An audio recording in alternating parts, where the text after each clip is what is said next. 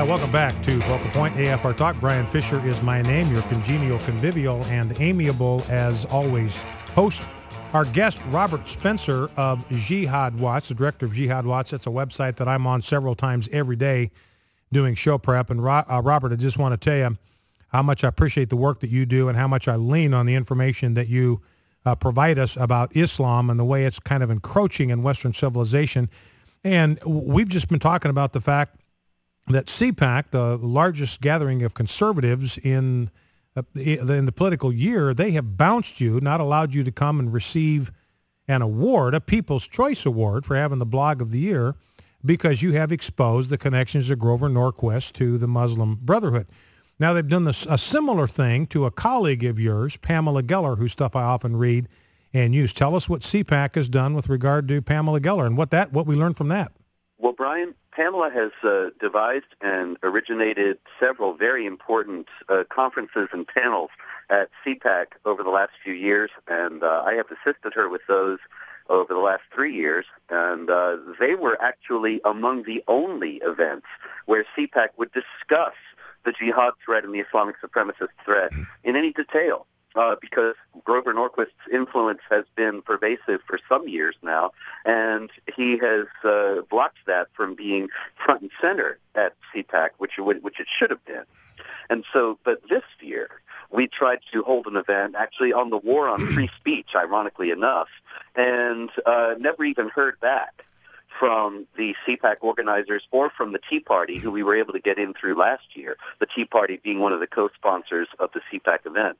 And so this is all part of the same thing. You know, it's clear that they know that we're onto them, and they know that we will expose the Islamic supremacist ties of Norquist and Khan and the fact that the conservative movement and CPAC itself have been compromised by these people, and they're just not willing to discuss it. I mean, what's really ironic about this, Brian, is that this is supposed to be the flagship event of the conservative movement, of the opposition to the Obama administration, which is also completely compromised and given over to Islamic supremacist elements. And yet there really isn't any opposition to that at all. It's just more of the same. Well, you know, when you think about the values that are enshrined in Islam, Robert, none of the values that we cherish in the West, at least none of the values that we cherish in conservatism, are a part of Islam whatsoever. There's no freedom of religion. There's no freedom of speech. There is no freedom of association. There's no freedom of the press. There are no equal rights for women. And you'd think if there was any place in the world where we would want to resist that, expose that, fight that, it would be at a conservative political action conference. Yeah.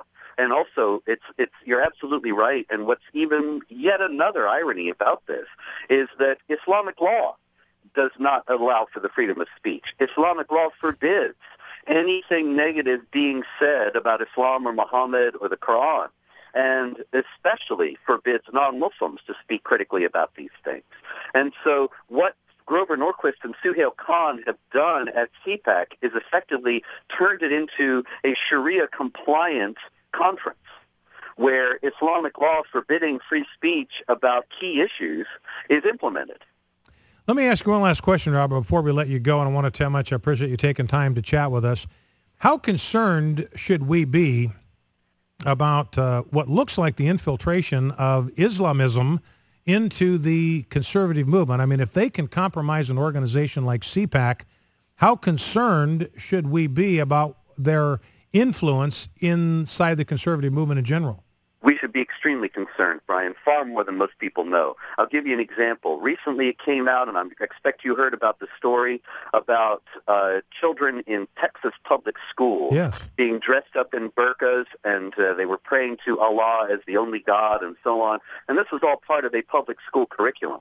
Now, as it happens, Pamela Geller and I also exposed during the 2012 primary campaign that Rick Perry, the governor of Texas, had signed an agreement with the Aga Khan, the head of the Ismaili Shiite religious sect, which is a Muslim group, to implement a curriculum about Islam into Texas public schools that was a complete whitewash of Islam that bordered on proselytizing. And everybody said, oh, no, no, no, Rick Perry would never have done this. You must have this wrong, and so on and so on. And yet now this story comes out, and other stories have come out like it, showing that that curriculum does indeed exist, and that it is being implemented in Texas public schools, and this is the influence of these people who are compromised. Rick Perry is a very close friend and associate of Grover Norquist. They've even vacationed together. One last question, Robert. If folks wanted to read more about Islam, which of your books, you've written a number of New York Times bestsellers, which one would you recommend that people pick up to start with? Well, I'd say a basic introduction is The Politically Incorrect Guide to Islam, which I wrote precisely to be a basic introduction. And then there's also The Complete Infidel's Guide to the Quran, the Muslim holy book, and The Truth About Muhammad, which is a biography of Islam's central figure. Our guest has been Robert Spencer, director of Jihad Watch, an invaluable source of information about creeping Sharia. Well, and Robert, it's really not even creeping anymore. We've got a Sharia compliant political action conference that's supposed to be conservative taking place right now. But Robert, I want to thank you so much for being with us, and God's best to you as you continue to do your work. You too, Brian. Thank you so much. Robert Spencer, director of Jihad Watch, on the creeping Sharia infiltrating even something like CPAC. So what we're seeing, you just got to be on your toes all the time, because we see the conversation with Cliff Kincaid, how the homosexual movement is infiltrating conservatism, and now how Islam and Islamic sympathizers are compromising the conservative movement. We'll take your calls. 888-589-8840 is the number to call, 888-589-8840. And what I'd like to hear from you about is the topics that we have talking about. Are you concerned about the infiltration of the homosexual movement into conservatism? And are you concerned about the infiltration of Islam into the conservative movement? And tell me why you are concerned. 888-589-8840 is the number to call. I'd like to know what your concerns are about the infiltration of both the homosexual agenda into the conservative movement and Islam into the conservative movement. Got a couple of sound bites. I want to play clip 18, Rob, if we can, while people are calling in, 888-589-8840. This is Rand Paul. You know, and we had 2 more U.S. troops shot to death by an Afghani in uniform, somebody we had trained. And I believe I believe we should have gone in, neutralized the Taliban, and come home. I mean, I think we should have been in and out of there in about 6 weeks, because it didn't take us that long to dislodge the Taliban. I do not believe you can do nation building in a Muslim country. It is impossible. And here's Rand Paul saying what I've been saying for a number of years, time to bring the troops home. Let's listen. Troubling, but I think we've accomplished our goals there. We got bin Laden. We disrupted the Taliban that was harboring him. We disrupted the government that was harboring him. I think we've achieved our goals, and I think it is time to come home. So you would accelerate the withdrawal schedule. Right now, U.S. troops are supposed to be out by the end of 2014, almost 2 years from now. What kind of timetable would you like? Well, you know, we've been there nearly 12 years. I think it's time to come home. It's time to come home. Let's bring them home. Let's bring them home now. You know, you got Karzai over there. We got our soldiers on high alert because Hamid Karzai's out there, the president of Afghanistan, saying really mean things about the United States, incendiary things about the United States, about he's going to take over our bases if we don't surrender them. And so our soldiers now are on high alert for insider attacks being generated by Hamid Karzai, who is the president of Afghanistan. Well, let's go to the phones. Let's go to Jim, Magnolia, Texas. Jim, you're on Focal Point. What's on your mind? Yeah, it's interesting you used the term insider attacks, because that's exactly what I wanted to talk about. You talked about the infiltration of the pervert sex movement and of Islam into the conservative movement. And I noticed you're careful, very careful choice of language there.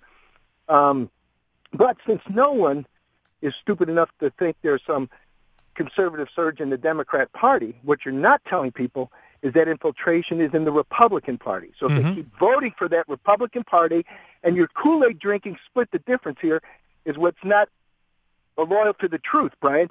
You hear during this entire segment, you would never once mention the Republican Party. You mentioned conservative movement like, oh, the Republican Party would be just fine if it wasn't for this infiltration of the conservative movement. The Republican Party, as long as you and talking heads like you help to keep the conservatives drinking the Kool-Aid and voting for the party that is infiltrated by that junk and led by leaders that will rig the ballots for guys like Rick Perry and the liberal governor that was the nominee last time around, that you and everyone else told people, wow, better to vote for him than someone else.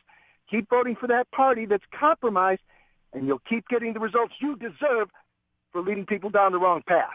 All right, Jim. Well, listen, I appreciate your call. I got to flatly disagree with you. I've been as hard on the Republicans as I have on the Democrats. They give me fewer occasions to be hard on them, but I think this listening audience will tell you that I've been pretty hard on Republicans when that's what is called for. And my topic in this last hour has not been the Republican Party. It's been the conservative movement, because we're talking about the Conservative Political Action Conference, which is not a Republican event. It is a so-called self-described conservative event. Let's go to Susan in Aylett, Virginia. Susan, welcome. What's on your mind? The fact that the Muslims are invading and the homosexuals are infiltrating, just getting power in the same party, it just seems so at odds with each other.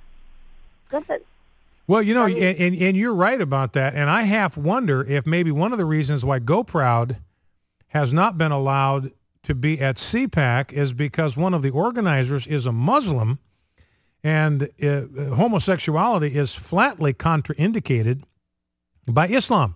So maybe it's the Suhail Khan is the one that's keeping Go Proud out of CPAC, not because it's contrary to conservative values, but because it's contrary to Islamic values. That's a fascinating suggestion, Susan, and I appreciate the call.